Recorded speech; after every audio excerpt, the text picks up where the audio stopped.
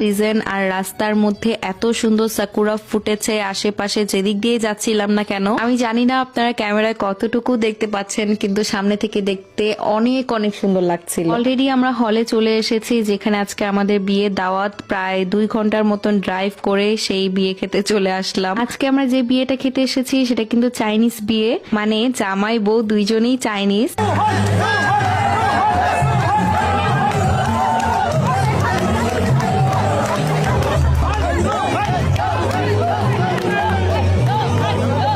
আমাদের আস্তে আস্তে একটু লেট হয়ে গিয়েছে, বউর এন্ট্রিটা আমরা মিস করে ফেলেছি, কিন্তু জামাই এন্ট্রিটা দেখতে পেলাম। জামাই বউ দুইজনই চাইনিজ, কিন্তু বিয়ের নিয়ম নীতি সবকিছু হচ্ছে আমাদের বাঙালি নিয়মই পালন করা হয়েছে। প্রোগ্রামটা যেহেতু লাঞ্চ টাইমে ছিল, আমরা যে আগে খেতে বসে পড়েছি, সবাই মিলে একসাথে একই টেবিলে বসেছিলাম। বাঙালি যে কোনো প্রোগ্রামে গেলে আমার খুবই ভালো লাগে। এই বিদেশের মাটিতে কতগুলো বাঙালি আমরা একসাথে হয়ে এক বিয়ে দাওয়াতে এসেছি, তখন আর ফিলই হয় না যে আমরা বিদেশে আছি, তখন মনে হয় যে বাংলাদেশে কোনো একটা বিয়ে দাওয়াতে এসেছি। খাবার বেশ মজা ছিল, পোলাও মাংস সবকিছুই ছিল। লাস্টে এখানে ফিনি দেওয়া হয়েছে। খাওয়া দাওয়া শেষ করে আমরা জামাই বউর সাথে ছবি তুলতে গিয়েছিলাম। জামাই বউ দুইজনই চাইনিজ হওয়ার সত্ত্বেও আমাদের বাঙালি বিয়ের পোশাক পরেছে, তাদেরকে এত বেশি সুন্দর লাগছিল। সবাই খুব সুন্দর বিয়ের সাজ সেজে এসেছে বিয়ে খেতে। আর এদিক দিয়ে আমার একটা কিউট বাবুর সাথে দেখা হয়েছে, ওর সাথে আমি কতক্ষণ ধরে খেলছিলাম। সেদিন আমার শাশুড়ি মাকে নাকি সবাই জিজ্ঞেস করছিল আজকে আপনাকে খুবই সুন্দর লাগছে, কে সাজিয়ে দিয়েছে। সে শুধু বলছিল আজকে আমাকে আমার ছেলের বউ সাজিয়ে দিয়েছে।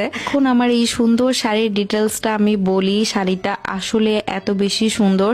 এটা একটা কাতান জর্জেট শাড়ি, আর খুব সুন্দর করে এখানে আপনারা সিকোয়েন্স প্লাস কাঠদানার কাজ পেয়ে যাবেন। শাড়িটা আমি অনেকদিন আগেই নিয়ে রেখেছিলাম, ভেবেছিলাম যে কোনো একটা সুন্দর প্রোগ্রামে আমি এই শাড়িটা পরে যাব। আর ব্যাগটাও না এত সুন্দর ম্যাচিং হয়েছে শাড়িটার সাথে, একদম পারফেক্টলি ম্যাচ হয়েছিল।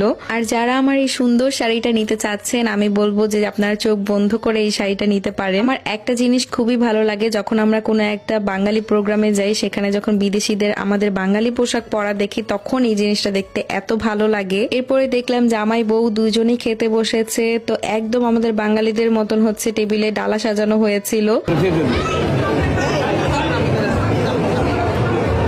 আমাদের আজকের ফটোগ্রাফার হচ্ছে সীমান্ত ইসলাম। আমরা ফটোগ্রাফার হিসেবে ভাড়া করে নিয়ে এসেছি, কোথাও তো যায় না।